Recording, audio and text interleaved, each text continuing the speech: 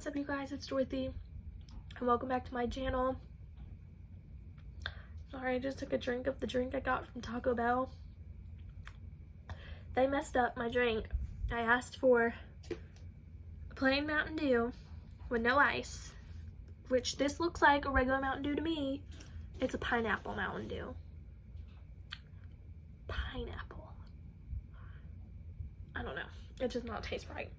Anyways, today's video we're going to go into chapter 11 of 5 Survive by Holly Jackson. We just found out that potentially Maddie was shot, so let's get right into this. This video may contain sensitive topics and foul language. If you do not wish to continue, please click off of the video now. You have been warned. Chapter 11. The small window on the driver's side must have blown out. A clinking of broken glass as it cascaded out onto the road out of sight. There was a hole in the back of the curtain hanging across at the top, only a foot above Maddie's head, but she still had a head, eyes blinking at them all. It had missed her. "Are you hit?" Oliver bounded forward, dragging his sister back to the cockpit. No, Maddie said, shaking her still their head. Red took her hand, held onto it. If Maddie had been standing up straight or for a few inches back, well, it didn't bear thinking about it.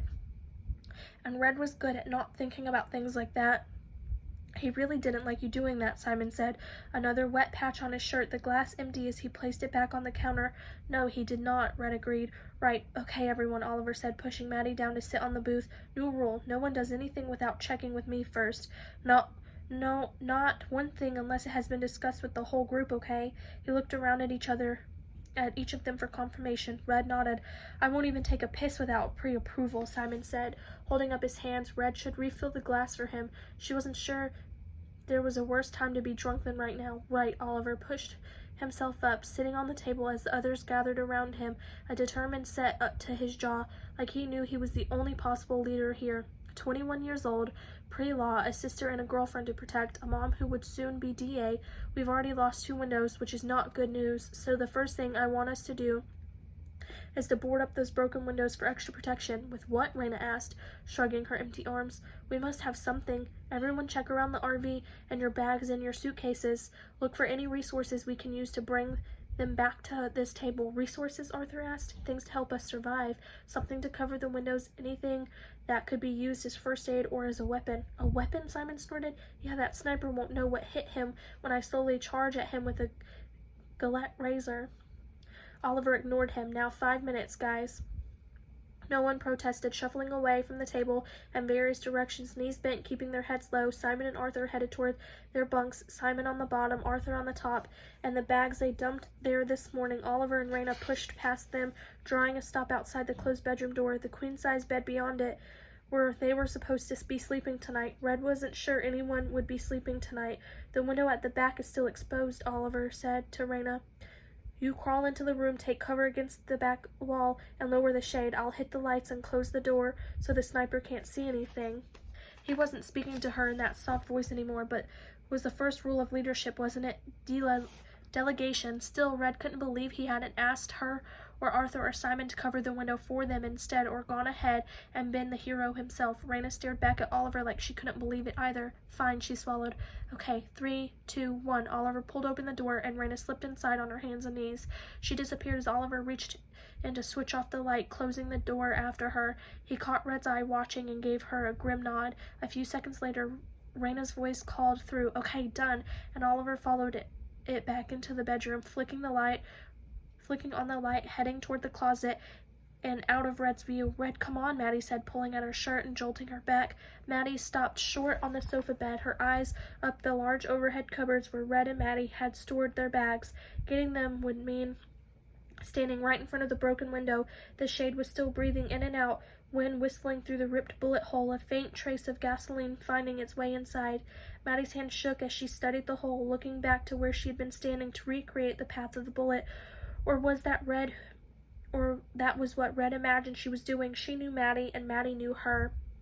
"I'll get the bags," Red said, pushing Maddie aside, back into the safety by the table. She walked forward, crunching through the fallen glass, then raised one foot and stood up on the sofa bed. The fake leather squeaked against her shoes as she pushed her up her other leg, hovering behind her. She opened the first cupboard, grabbing the dark purple side handle of Maddie's new bag and swinging it out, muscles in her arms straining. "How much did you pack?" she said, dropping the heavy bag onto the sofa, scattering more glass. Maddie darted forward to retrieve her suitcase, holding it in both arms almost like a shield.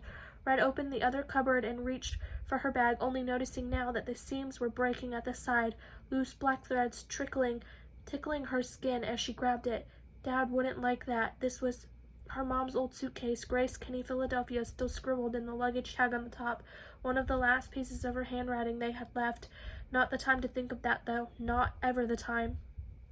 Red stepped down with the bag in her hands, turning back to Maddie, who was sitting cross-legged on the floor between the door and the kitchen counter, unzipping her stiff new bag. The zipper snailed as she pulled it around the corner. Red brushed some glass aside with her foot and settled down beside Maddie with her back arching as she leaned against the door, but tressing the side of her suitcase against Maddie's. She unzipped it, pushing the top flap open so it slapped the floor of the RV.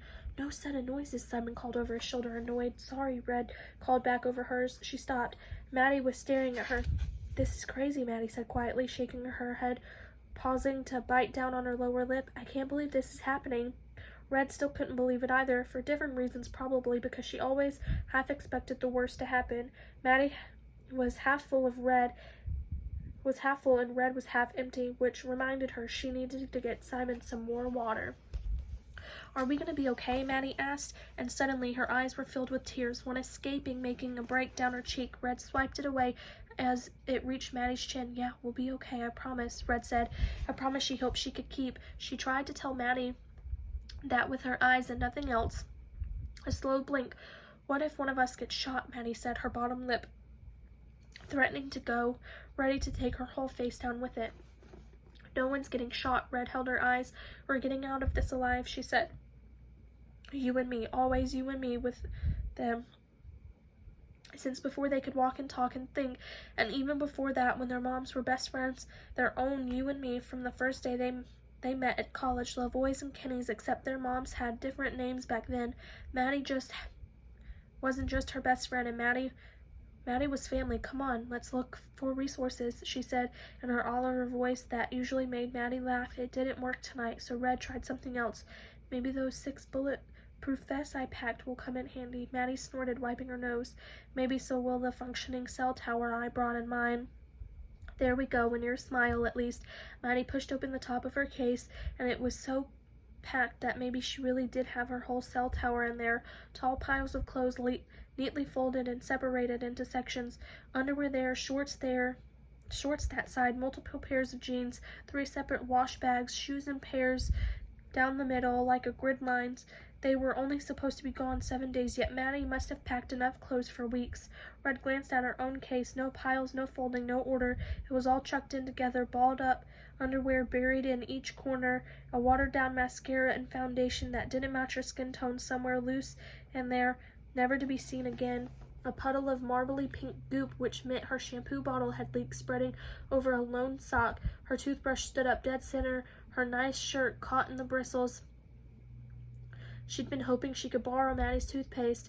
Not that it mattered now. "Red," Maddie said disapprovingly, looking down at the mess of Red's suitcase. She burrowed her hand through the overturning clothes to see underneath. "Did you forget to even pack a bikini?" she asked, searching through the rest of it. Red had one bikini, blue and white, and Maddie was right, it wasn't here. "Guess I must have missed it," Red said, trying to remember, forgetting it. Maddie turned to her. "And what the hell were you going to do at the beach vacation without a swimsuit?" Red shrugged. "Borrow one of mine, I'm guessing?" She was annoyed, but at least if she was annoyed, then she wasn't scared right now. That was better. "Don't think it really matters anymore," Red said. "We're not making it to the beach." Maddie didn't say anything. "I don't have anything useful," Red said, zipping the suitcase shut and kicking away. "Let's see," Maddie murmured, turning back to her own bag. She picked up one of the wash bags, shiny plastic zebra print, and opened it. "Yes, I thought so," she said, dipping her hand inside and coming back out with a pair of hair scissors. "You never cut your own hair," Red said. "No, but I always take these when I go away. Never know when you might need a pair of scissors. I had to turn leggings into shorts once when I misjudged the weather." "Are those for first aid or a weapon?" Red eyed the scissors. "Both, I guess," Maddie said, pulling out a small roll of Scotch tape with the same from the same wash bag. She placed both items beside her, giving them a quick pat. Oh yeah, she reached out for the front of the suitcase and zipped the compartment there. I brought a real flashlight, just in case we were out late on the beach and our phones ran out of battery or something. She pulled out a flashlight about the size of her hand, black with a fluorescent yellow stripe. I put a beach ball in there too. Guess that was pointless. What the hell is going on, Red?